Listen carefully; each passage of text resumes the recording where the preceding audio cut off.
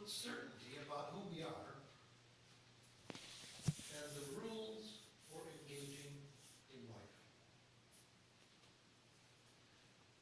For the people of Patmos, for the people John of Patmos was writing to, life was rough, it was tough, and it was grim.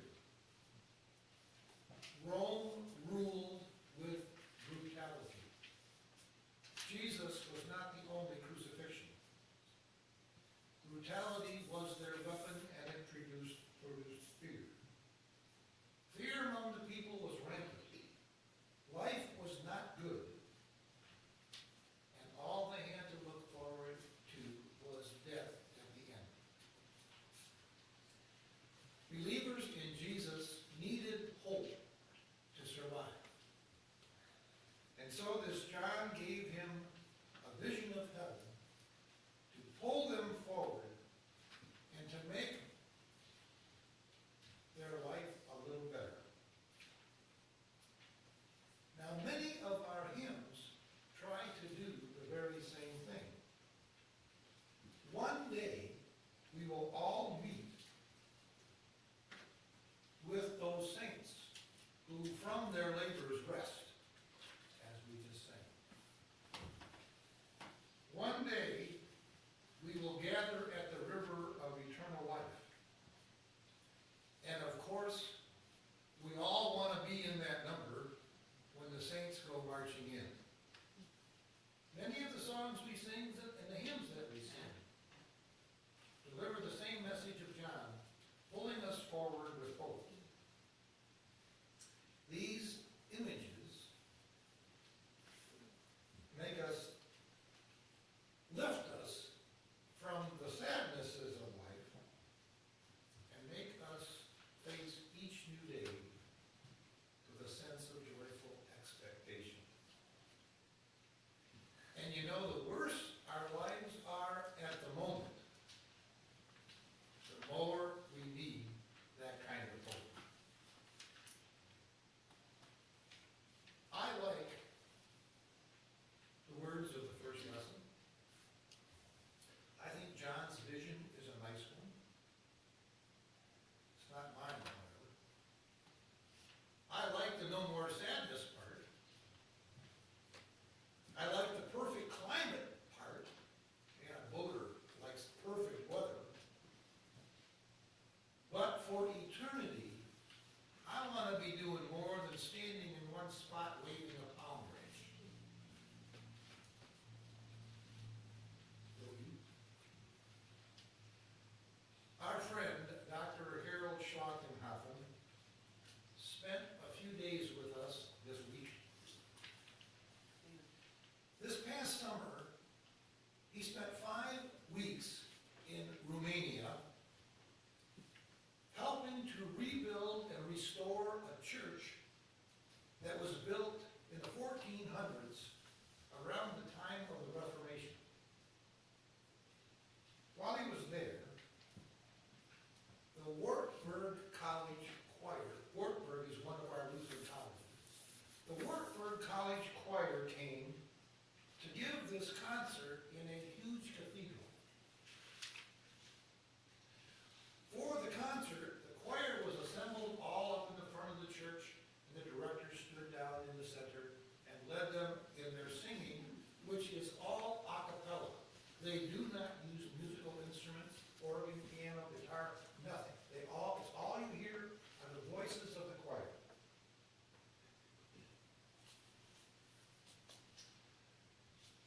For the final number, the choir moved from the front. They left one line in the front, and then the choir moved up the aisles on the outside, surrounding the congregation.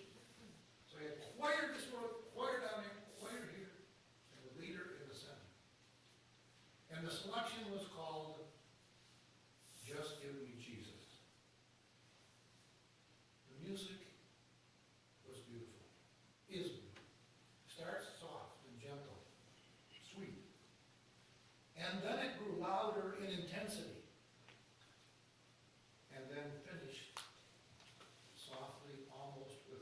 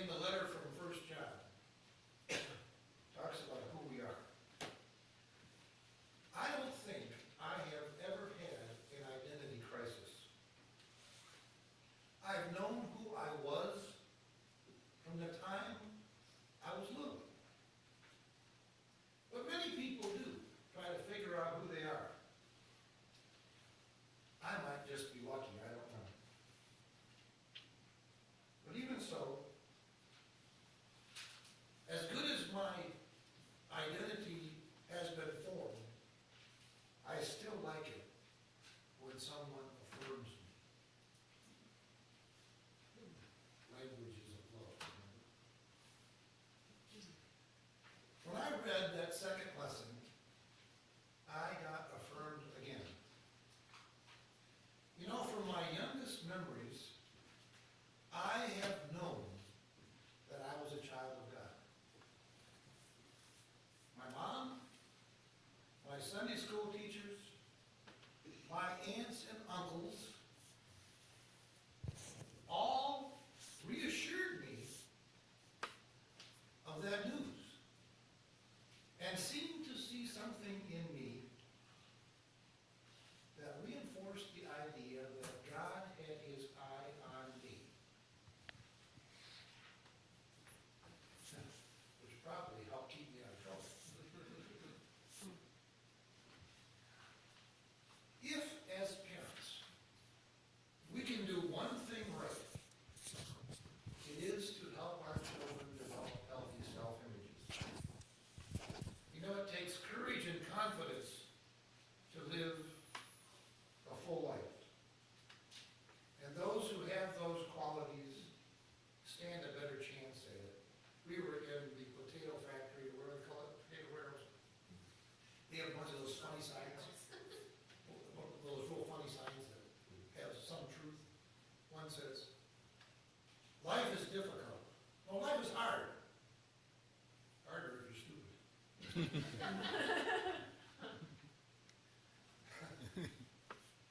It's harder if you don't know who you are.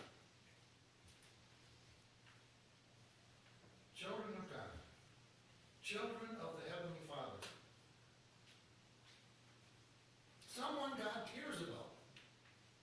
And knowing that is a lift that those who don't just don't have. One of Jim Sorensen's favorite hymns was Children of the Heavenly Father, which we'll sing right after the sermon. If there is one thing, the thing that the saints of God know, it is that they are children of God. So, first we have a hope that pulls us forward. Then we have an identity as children of God. And finally, what I call the rules for engaging in life. So important are these rules that are called the Beatitudes. I call them the rules for engaging in life. So important are these rules that they show up 3 times every year in the church calendar. This is the gospel lesson 3 times every year. The very religious Jews in Jesus' day, maybe you've seen pictures of them, wore a little, like a matchbox, leather matchbox on their forehead, strapped around with a leather strap. It was called a phylactery. And in that phylactery, they placed some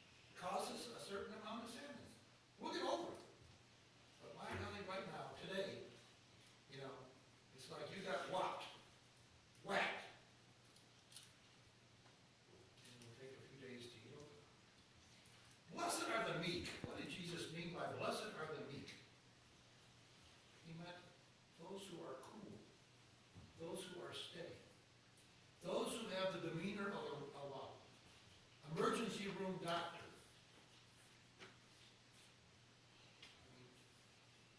And they say, but they must stand their ground calm and steady. Blessed are the meek. Blessed again are those who are not know-it-alls, who still learn and are open to whatever is coming next. Blessed are the merciful, who have a heart and some empathy for others. Blessed are those, happy are those who thrive on good thoughts and keep cynicism and sarcasm to a minimum. You know, you tell me something, I say, yes, you are right. That's good from my heart. Yes, you are right. And then there's a cynical, yeah, right. Yeah, right. Blessed are those who keep cynicism and sarcasm to a minimum. Blessed are those who get falsely accused and are not destroyed. Man, have you ever been falsely accused? That is one of the worst things that happens to us. Had it happened to me twice in my life, and it wasn't fun. But it's part of life. Know these things, Jesus says. Live these things, and your life will be blessed, and the kingdom of heaven is yours. So, seems like I missed one.